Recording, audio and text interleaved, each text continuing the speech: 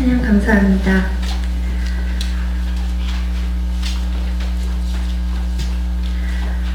종교적 직업을 가진 사람들을 성직자라고 부르죠. 그중 기독교에 속한 성직자는 목사라고 부릅니다. 이 목사라는 단어의 목은 그 양을 치는 목자를 말할 때 그 목과 같은 한문을 사용합니다. 목사는 기독교의 문화와 배경을 잘 설명하는 단어이기도 합니다. 농경 문화를 뿌리로 두는 우리나라에서 이 목이라는 그 어감이 주는 것은 굉장히 낯설게 느껴집니다. 만약 이 표현에 익숙하다면 아마 기독교인이거나 혹은 목축업을 실제로 하고 있는 분일 것입니다. 기독교의 중심인 예수님이 자고 나란 그 이스라엘은 양떼를 이끌고 풀을 먹이기 위해 이동하던 유목 민족이었습니다. 양을 치는 일을 우리나라에서는 그 소, 돼지, 닭과 같은 가축을 키우는 일만큼 굉장히 흔한 업이었습니다. 이런 유목 문화는 성경에 많이 등장합니다. 대표적인 말씀이 오늘 읽은 시편 23편과 요한복음 10장의 말씀입니다. 그런데 이런 유목 문화는 가축을 기르는 것과는 상당한 차이가 있습니다.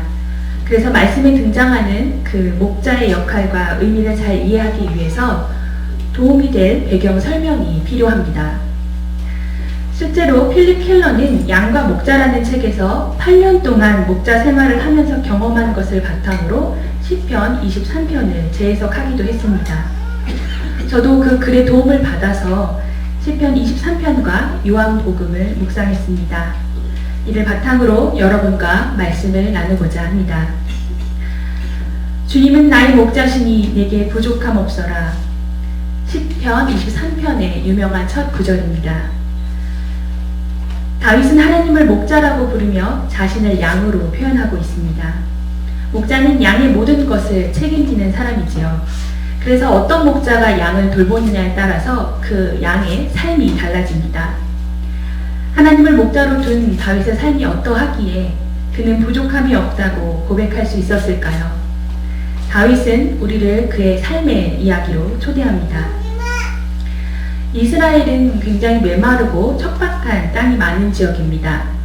이런 가운데 푸른 풀밭과 쉴만한 물가로 양떼를 인도한다는 것은 여가 노력해서 가능한 것이 아닙니다. 또한 맹수의 공격과 죽음의 위협에 놓여있는 그 상황 속에서 두려움이 많은 그 양떼를 안심하고 그 어딘가에 누인다는 것도 쉽지 않습니다. 그러나 다윗의 목자는 푸른 풀밭과 쉴만한 물가로 찾아 그들을 인도합니다. 그리고 그의 영혼을 소생시켜 주신다고 말합니다. 이 3절의 말씀을 공동 번역에서는 지쳤던 이 몸에 생기가 넘친다라고 표현하고 있습니다. 하나님을 목자로 둔 그 양의 삶은 생명력까지 회복할 수 있는 삶이었습니다. 뿐만 아니라 하나님의 양 다윗은 죽음의 그늘 골짜기로 다닐지라도 두려움이 없다고 말합니다. 양은 사실 겁도 많고 또 그 시력이 근시가 아주 심해서 바로 앞도 보지 못하는 동물입니다. 그래서 앞에 가는 다른 양의 엉덩이를 봐야 그나마 쫓아갈 수 있는 동물입니다. 양이 두려움이 없이 나아갈 수 있다면 그것은 분명 든든한 목자가 함께하기 때문에 가능한 일입니다. 그가 막대기와 지팡이로 양의 생명을 안전하게 지켜주기 때문입니다. 다윗은 시편의 말씀의 양처럼 늘 어려움의 반복 속에 놓여있는 삶을 살았던 인물입니다. 그는 마음 편히 쉴 곳 없이 늘 전쟁과 쫓기는 위기 속에서 살았습니다. 그의 삶이 바로 죽음의 그늘 골짜기였습니다. 그러나 하나님이 목자가 되어주셔서 그의 생명을 돌보아 주시고 소생시켜 주셨기에 두려움이 없었습니다.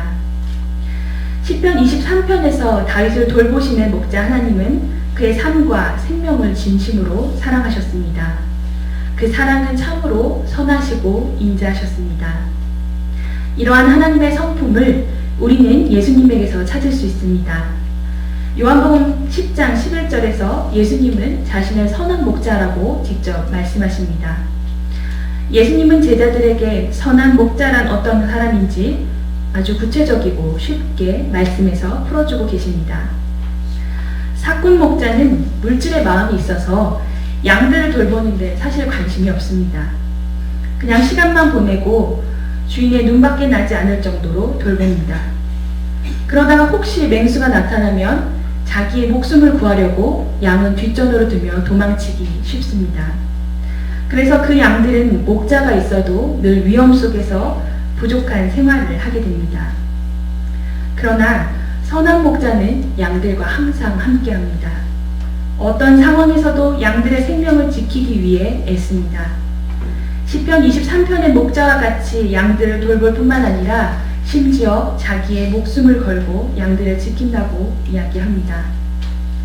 예수님은 생명을 위해 기꺼이 자신의 생명을 버릴 수 있는 분이셨습니다.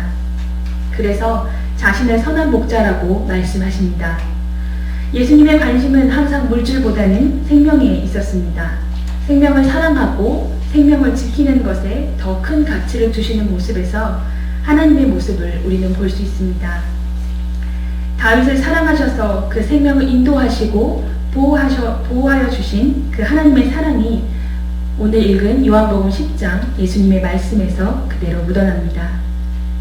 그러나 예수님도 사실 우리와 같은 인간의 모습이셨습니다. 감정을 충분히 느끼시고 또 죽음의 고통도 아시는 분이셨습니다.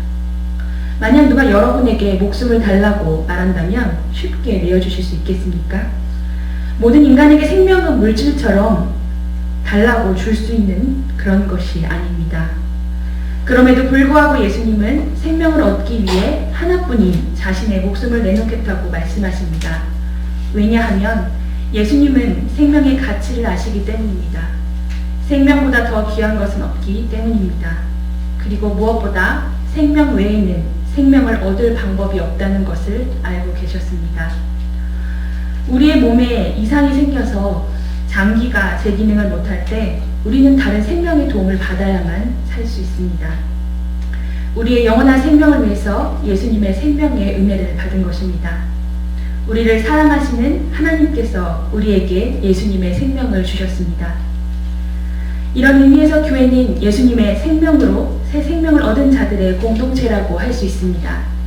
그래서 교회는 늘 생명 주시는 하나님께 감사하고 그 은혜를 이웃과 나누어야 하는 곳입니다. 그리고 하나님께서 생명을 사랑하셨듯이 교회도 그 생명을 사랑하는 일에 열심을 내야 합니다. 죽어가는 생명이 있는 곳에 또 눈물을 흘리는 생명이 있는 곳에 함께하며 지켜주어야 합니다. 교회뿐만 아니라 생명이 있는 곳이라면 그 어디나 하나님의 마음을 품고 떠나야 합니다.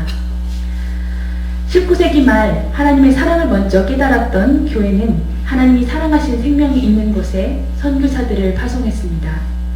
1885년 미국 북감리교회에서 파송받았던 메리 스크랜튼도 그중 한 사람이었습니다. 메리 스크랜튼은 조선 땅에 꺼져가는 여성들의 삶을 회복시키기 위해서 1886년 5월 정동 이 자리에 이화학당을 세웠습니다. 이화학당은 당시 조선의 여성들에게 의료와 교육, 복음을 통해 하나님의 사랑을 실천하는 기관이었습니다.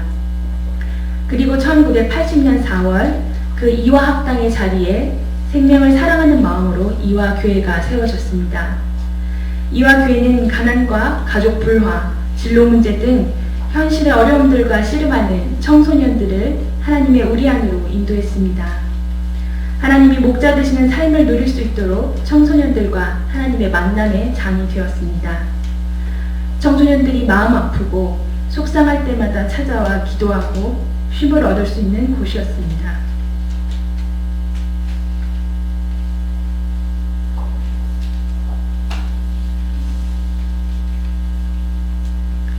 또한 학교, 집 외에 갈 곳 없는 청소년들에게 이화교회는 푸른 풀밭이 되어주었습니다.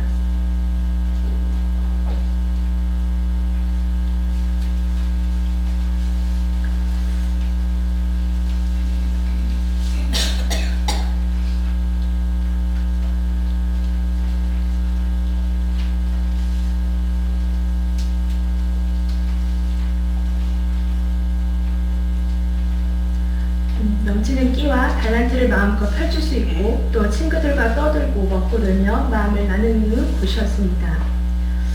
사실 저는 이화교회의 모든 역사를 경험하지는 못했습니다. 그렇지만 사진 전시를 준비하면서 그 사진 속의 청소년들의 모습을 통해서 알 수 있었습니다. 그들의 표정, 몸짓에서 느껴지는 그 생명력이 이화 교회가 있어온 이유를 보여줍니다.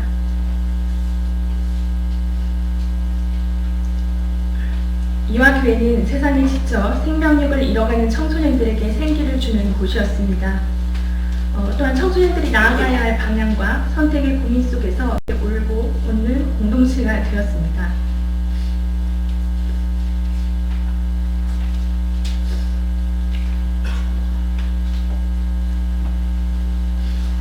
저는 2005년에 이화 여고로 입학했습니다.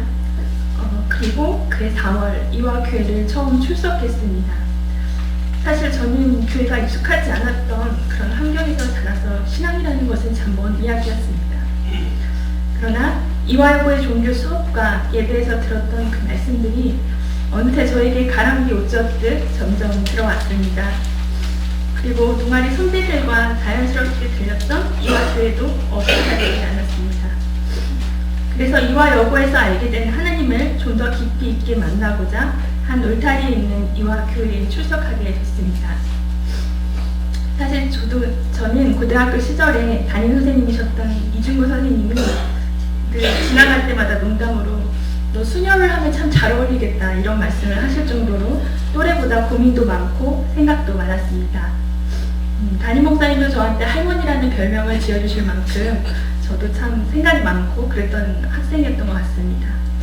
근데 그때마다 이화교회와 이화여고를 오가며 답을 찾아다녔습니다. 목사님을 붙잡고 상담도 하고 또 가끔은 상담을 하다가 그냥 떡볶이 가게를 차리라는 그런 말씀을 하시면 또 답답한 마음에 교회로 와서 드럼도 치고 예배당 의자에 누워서 친구들과 수다도 떨면서 어쩌면 그 위기마다 건강하게 보낼 수 있는 곳이 되었습니다. 이화여고와 이화교회가 한 울타리에 있었다는 것이 저에게는 하나님이 주신 큰 선물이었습니다. 이화교회는 과거에 그랬듯 이 자리에서 지금도 또 앞으로 이화학원과 더불어 하나님의 사랑을 실천할 곳입니다. 입시 위주의 교육으로 힘겨워하는 청소년들이 생명력을 회복할 수 있도록 푸른 풀밭이 되어주고 또 쉴만한 물가가 되어주어야 합니다. 죽음의 골짜기를 다니며 삶을 포기하고 방황하는 청소년들과 함께하며 보호하고 지켜줘야 합니다. 이화교회를 사랑하는 여러분, 앞으로도 이화교회가 생명을 사랑하고 하나님의 사랑을 실천할 수 있도록 함께 기도해 주십시오. 또한 이화학원과 더불어 이화교회가 주님의 뜻을 이루기 위해 함께 협력하여 선을 이룰 수 있도록 물심양면으로 도와주십시오. 여기 모인 모든 이들이 생명력 있게 이와 교회를 채워나가고 움직일 때 더욱 영향력을 발휘할 수 있습니다. 생명력은 생명이 있을 때 나타납니다. 생명과 생명이 만날 때 소생할 수 있습니다. 예수님은 우리의 속하지 못한 다른 양들도 있다고 요한복음 10장에서 말씀하셨습니다. 이와 교회는 아직 우리의 속하지 못한 생명들이 쉴만한 물가와 푸른 풀밭을 누릴 수 있도록 계속해서 청소년 선교에 힘써야 합니다. 이와 교회는 창립 35주년 동안 다윗의 고백처럼 하나님께서 목자가 되어주셨기 때문에 부족함이 없었습니다. 과거에도 지금도 또 앞으로도 부족함이 없을 줄 믿습니다. 양처럼 두려움 많고 고집센 이와 교회를 늘 바른 길로 인도해 주신 하나님께 감사드리며 이 말씀 증언합니다.